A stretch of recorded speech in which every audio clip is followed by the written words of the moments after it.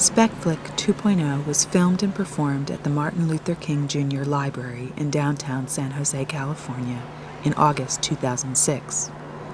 An example of distributed social cinema, SPECFLIC's story unfolds over time and through space in layers of media forms.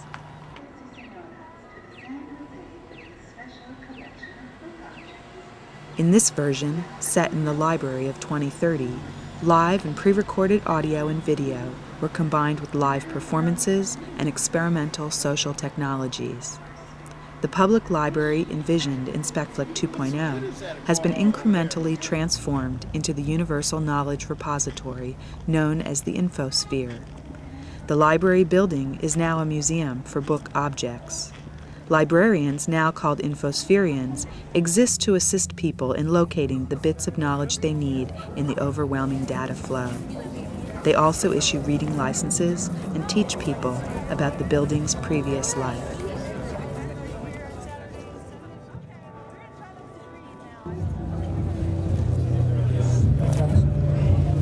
Yeah, I need a digital ID. You can give me your mother's birthday.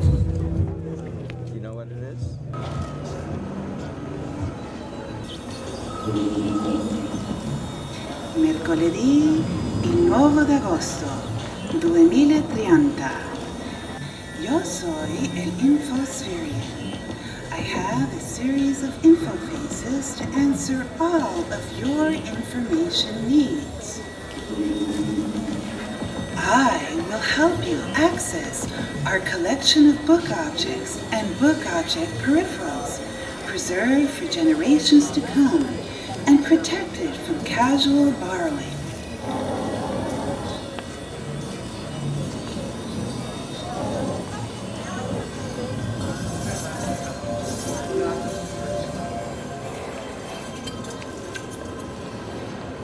And I will help you find your way through the labyrinth global infosphere.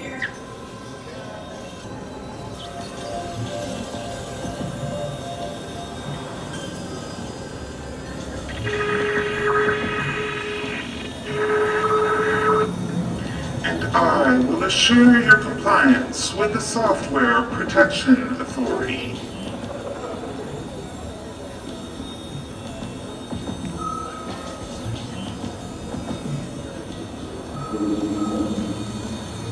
Mercoledì il 9 d'agosto 2030. El libro had a front cover, a spine, and a back cover. The front cover of a libro often had artwork that was supposed to somehow depict the contents of the book. The spine was a rather delicate and made often from animal hides, and it had a particular aroma. The back cover of the book often had small print that explained or had some kind of writing about the contents of the book. I know that some among you can remember. In the old times, book object collections were held in lending libraries scattered around the world. Look above you. On the 3rd and 4th floors, you can see the searcher and the stacker. Like them, people could and did search for books themselves. It took many moments to find what you wanted.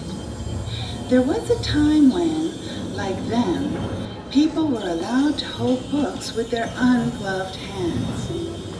Sometimes you had to read an entire book to understand a topic. Works of literature out to more people if they can get access to a central location where they could download all their canon, what we think of the Western canon on a computer, But at the same time, the people are using the same device to read their literature as they are to do their work, as they are to play their games, as they are to communicate. That sort of locates all culture and into this one position where you have a mouse in one hand and a keyboard in one hand, and they're looking at a screen. I mean, I say all this knowing that I just recently talked about the Pocket PC and the Palm Pilot, and you know, if I could read the new Don DeLillo novel on an iPod, what would that mean? You know, to be able to do that. But I'm drawn to.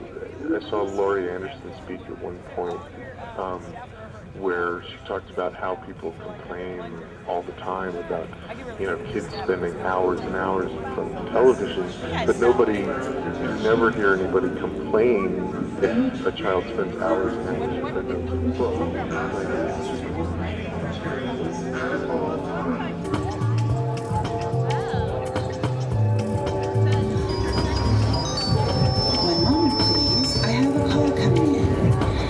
Soy la Infospherian. How can I help you?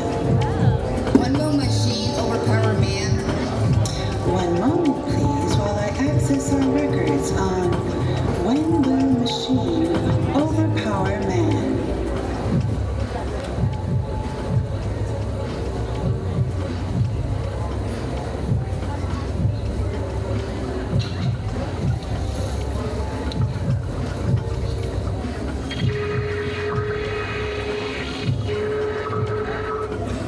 Sufficient intelligence clearance. Insufficient security clearance. Access denied.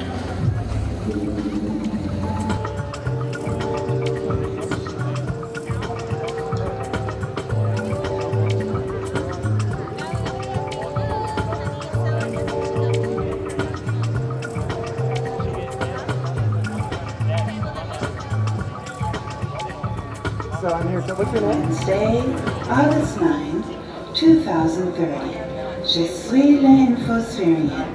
Do not be afraid of being placed in the surveillance grid. Of course, those among you who are suspected of possessing black market books will inevitably be snap captured by the attention authorities.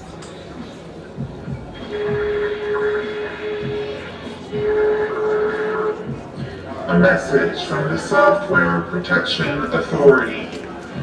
Friends do not ask friends to access their reading privileges.